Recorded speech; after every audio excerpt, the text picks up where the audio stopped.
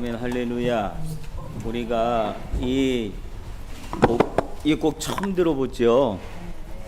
이 곡을 우리 김덕경 집사님이 지휘자님께서 작사 작곡하신 곡이랍니다.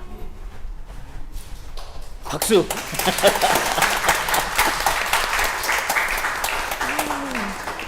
아, 놀랍습니다. 이 작사 작곡한 곡을 우리 성가대에 아름답게 찬양하니까 얼마나 감사한지 몰라요. 우리 하나님께서 영광 받으신 줄로 믿습니다. 할렐루야, 아멘. 감사합니다. 아유, 놀랍습니다.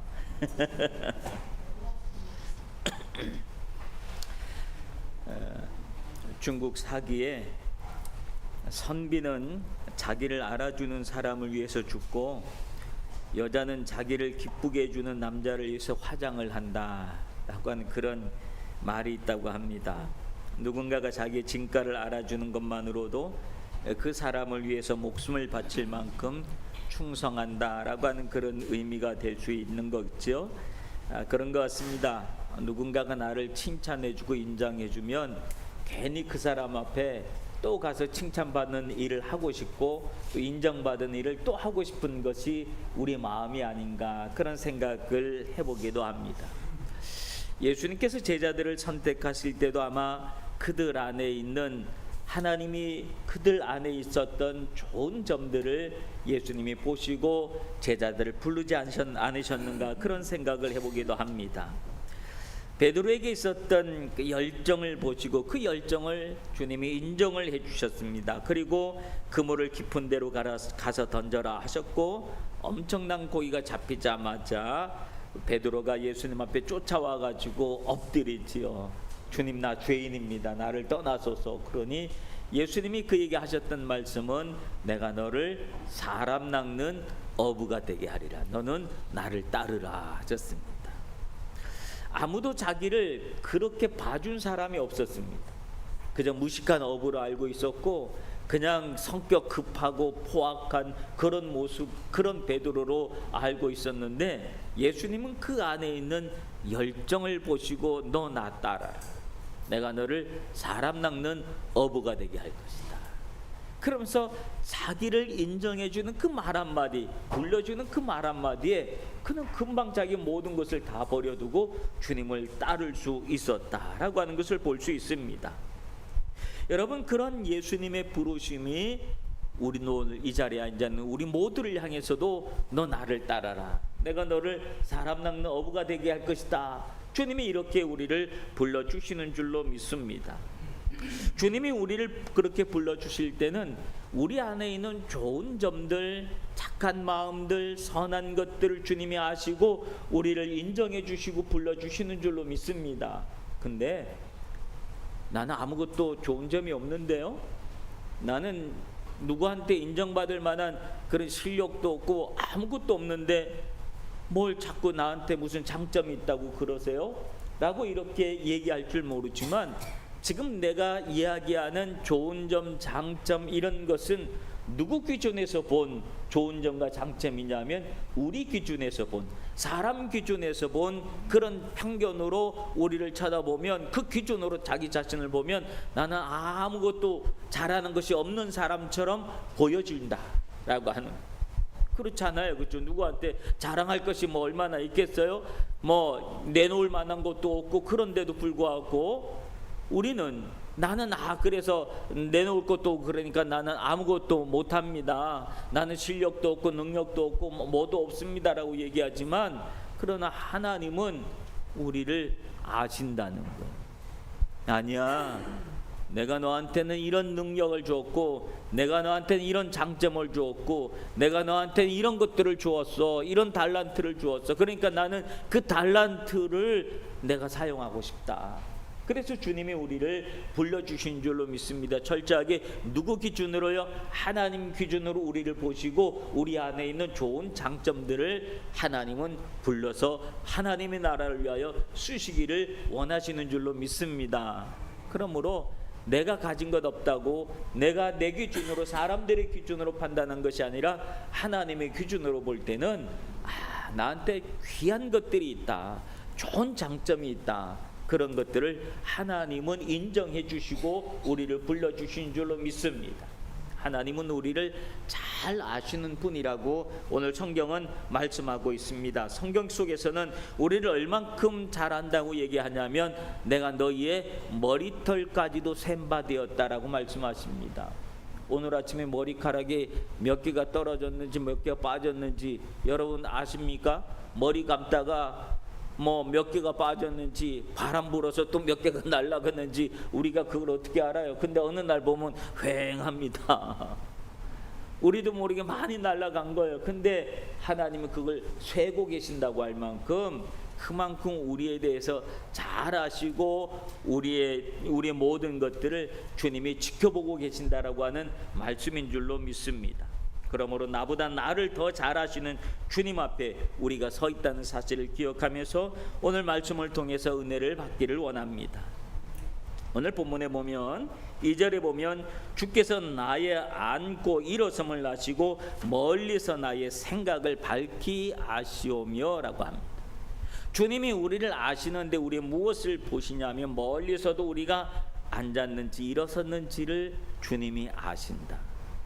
앉았는지 일어난지 멀리서 보면 안 보여요. 그 사람이 서 있는지 어쨌는지 멀리서 보면 키가 얼마나인지 보이지도 않아요. 우리가 비행기 타고 이제 지상으로 이렇게 내려올라 그러면 그 사람들이 보이기 시작하고 건물이 보이기 시작하잖아요. 우리가 그 건물의 크기를 높이를 압니까? 사람이 얼만큼 잘생긴지 압니까? 그저 있냐 없냐만 아는 거예요. 점으로만 보이는 거예요. 근데 주님은 우리를 아시는데 그렇게 그 멀리 계시는 멀리서도 내가 너의 앉고 일어섬을 아신다. 그것보다도 더 중요한 것은 뭐냐면 나의 생각을 밝히 아시오며 주님이 우리의 생각을 아신다고 하는 거예요. 생각. 우리 생각을 내 마음을 어떻게 알 수 있을까요? 저는 올해 결혼을 해서 올해가 34주년이 됩니다.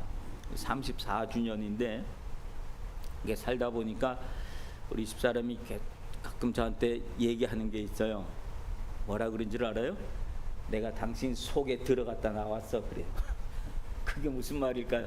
내가 무슨 생각하는지 무슨 생각으로 그 말을 하는지 내가 다 알아. 뻔히 읽고 있어 라고 하는 그 말이죠. 내 모든 행동이 다 읽혀지고 있다니 겁나잖아요. 무섭잖아요. 얼마나 무서워요.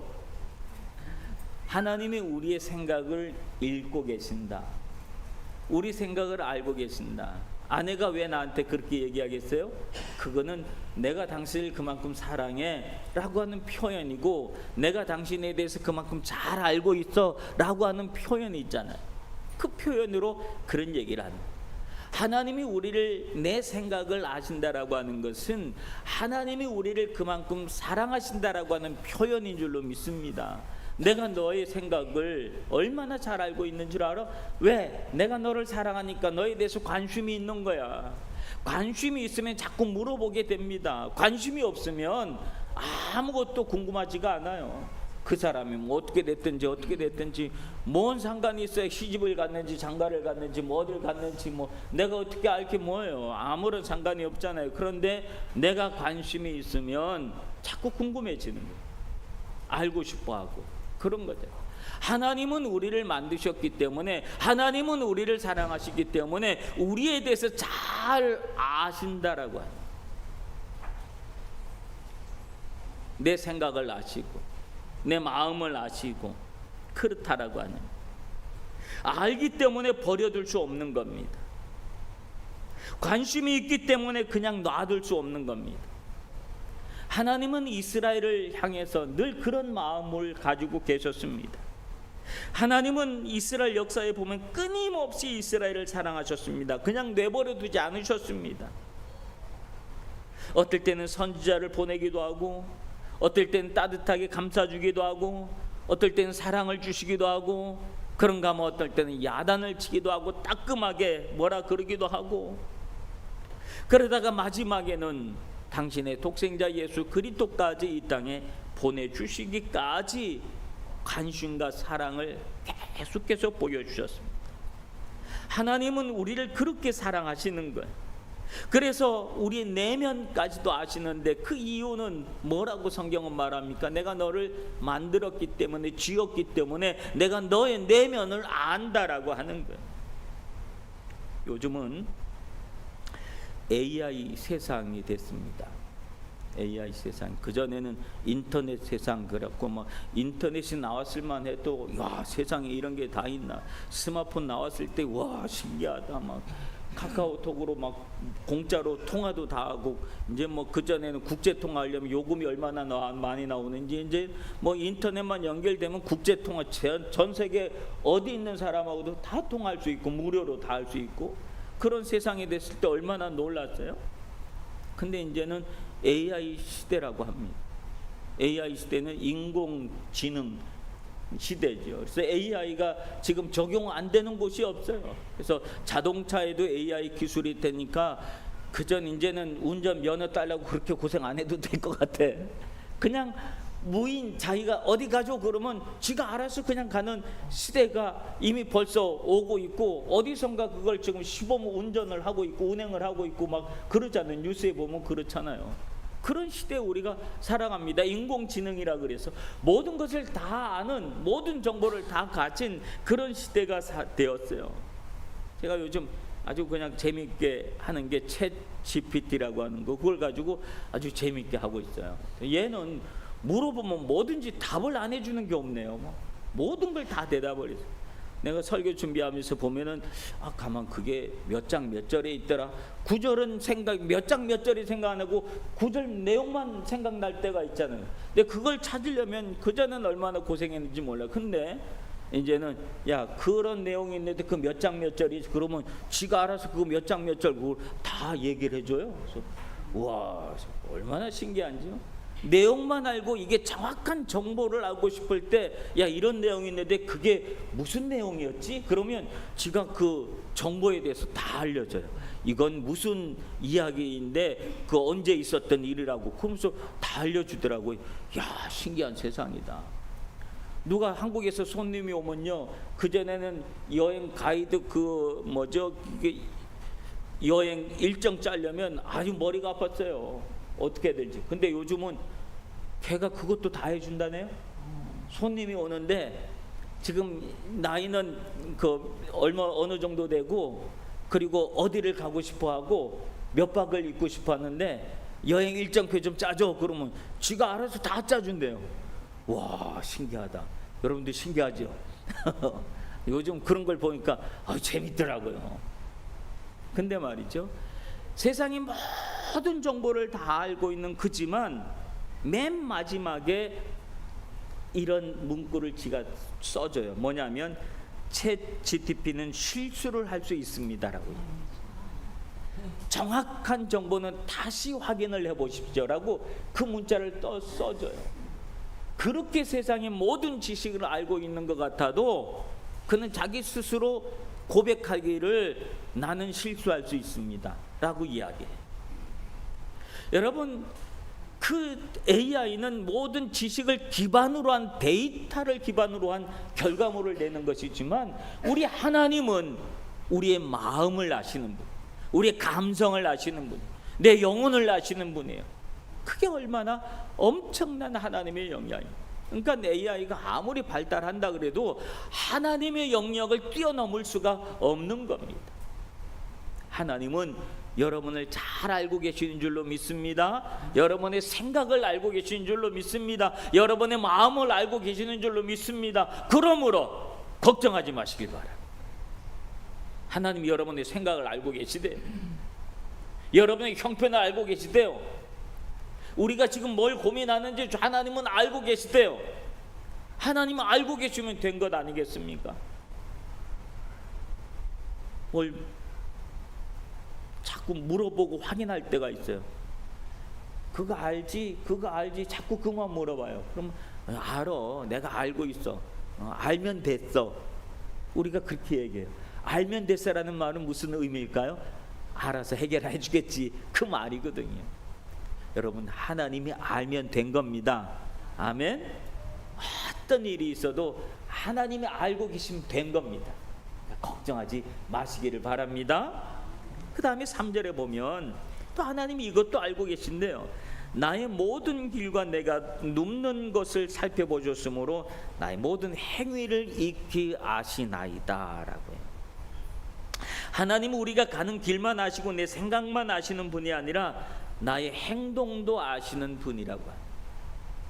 내 행동을 아시는 분, 나의 행위를 아시는 분, 나의 모든 길과 내가 눕는 것을 살펴보신다는 말씀은 내가 행동하는 것 하나하나를 건성으로 보지 않고 우리가 걸어갈 때 내가 왜 힘이 없는지, 걷는 것이 왜 이렇게 힘들어 보이는지, 어디가 아픈가, 무슨 고민이 있는가, 말 못할 아픔이 있는가, 우리의 걷는 것만 보아도 우리가 지금 어떤 상태인지를 아신다라고 하는 거예요.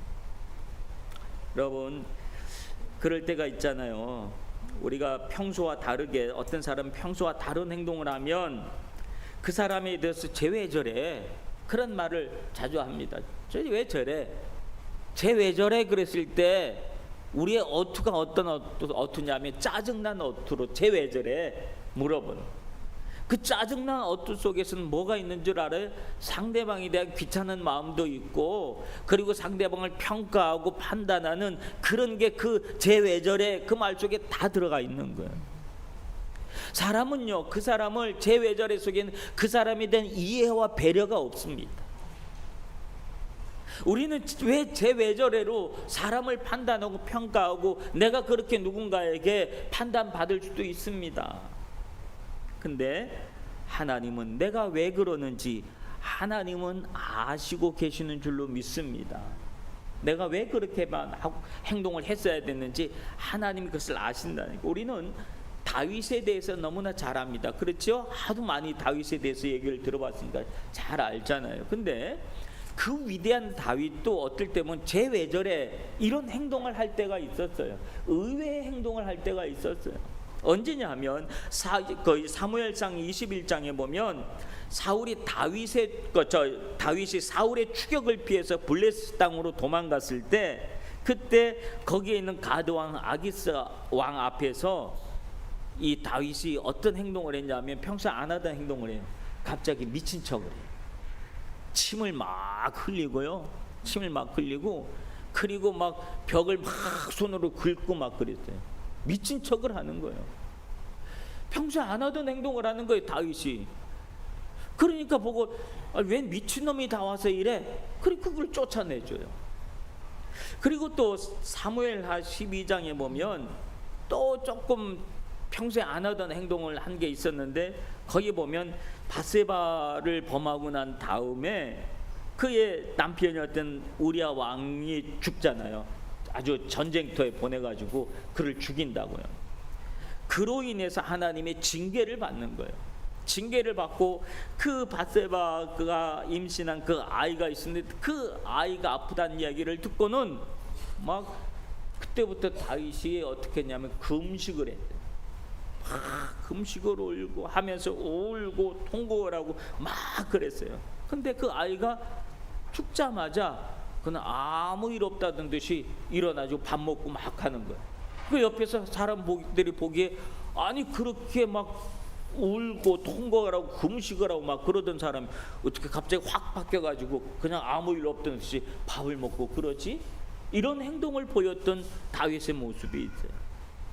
그리고 자기 아들 압살롬이 반역을 했을 때 그때 신하들이 만류했음에도 불구하고 막 그는 얼마나 슬퍼하고 머리를 막 가리고 그러면서 맨발로 막 도망을 갔어요. 현직 왕인데 그 압살롬 반역자를 군을 동원해 가지고 제압할 수도 있는데도 불구하고 아주 그냥 미친 척하면서 막 도망가고 난리가 나고 뭐 그런 평소에 안 하던 행동들을 막 하는 거예요. 그리고 그 압살롬이 죽었다는 얘기를 듣고는 막 그걸 국가적으로 애도의 표현을 하고 그랬던 그의 행동의 모습들이 우리가 알고 있는 다윗의 모습이 아닌 거예요. 전혀 다른 행동을 막 하는 거예요. 의외의 행동을 하는 거예요. 그야말로 쟤 왜 저래? 그런 행동을 막 하는 거예요. 그러나 그럼에도 불구하고 하나님은 그 다윗을 포기하지 않고 끌어안아 주십니다.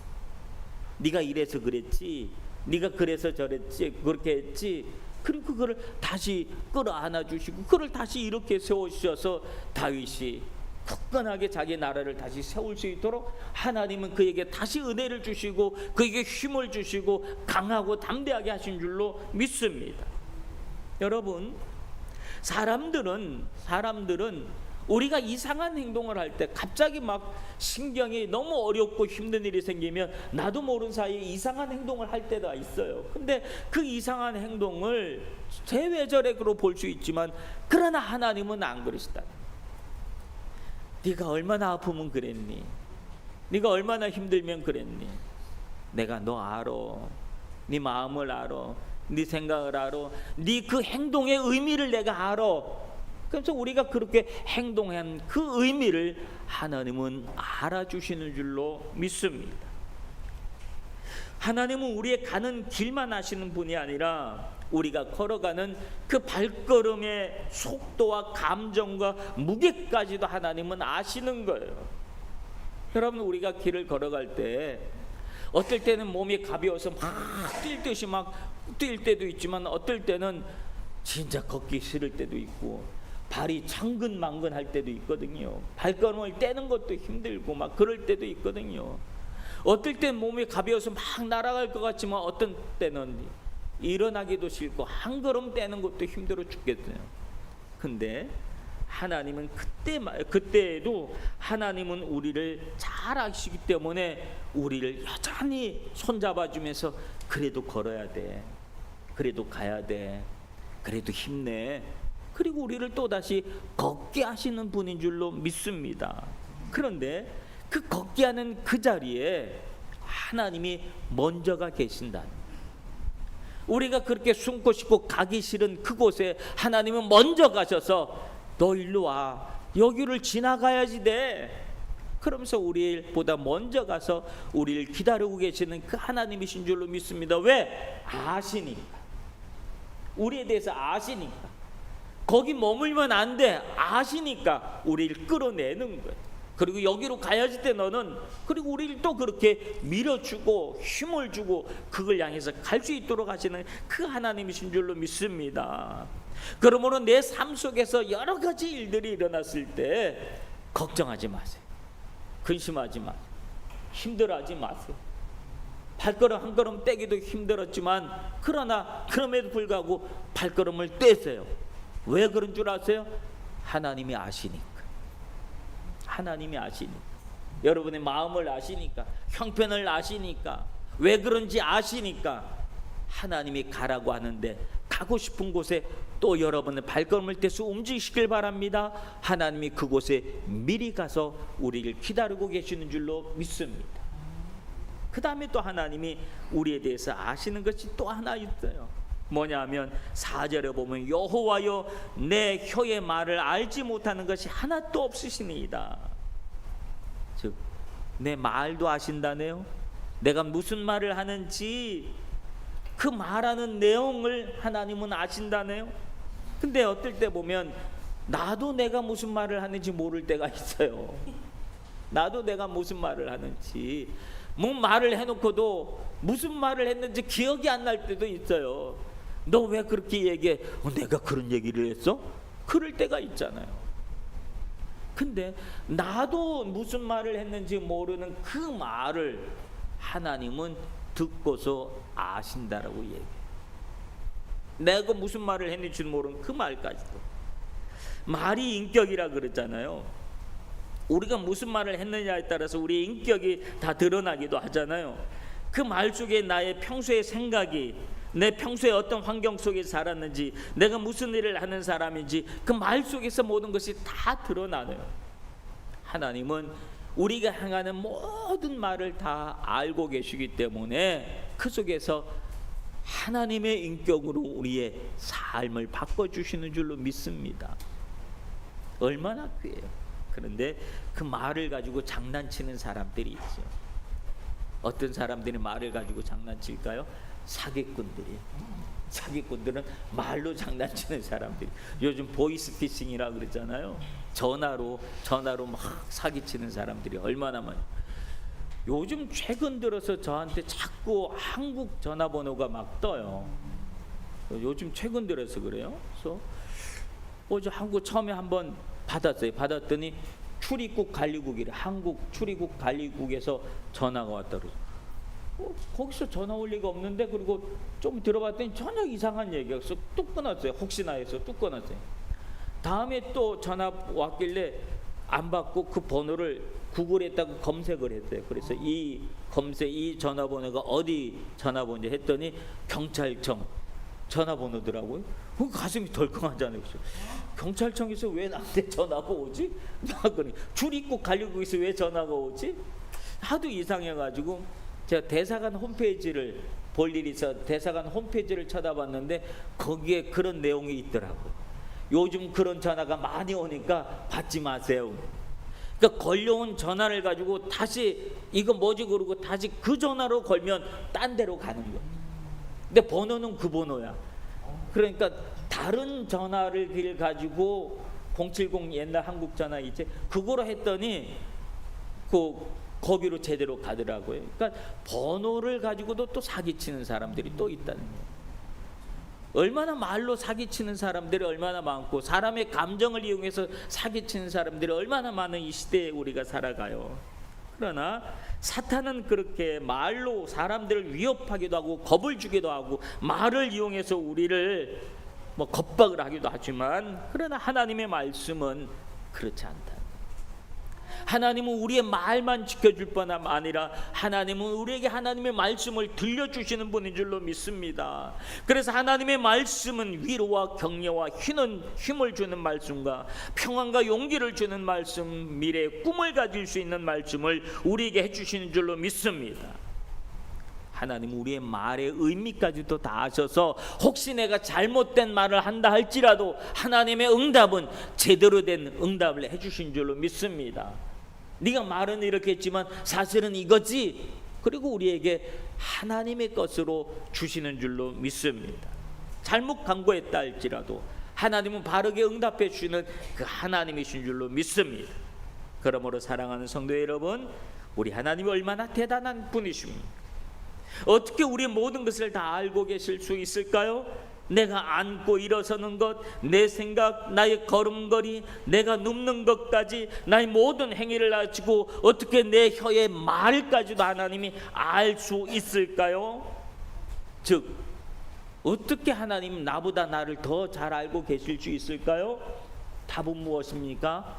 하나님이 우리를 사랑하시고 우리를 만드셨기 때문에 그렇다. 그러므로 여러분, 하나님이 나를 사랑하고 나를 만드셨습니다. 그러므로 장로님들 걱정하지 마세요. 그러므로 우리 권사님들 걱정하지 마세요. 우리 집사님들 걱정하지 마세요. 우리 청년들 걱정하지 마세요. 여러분 걱정하지 마시길 바랍니다. 하나님이 우리를 아시고 계신답니다.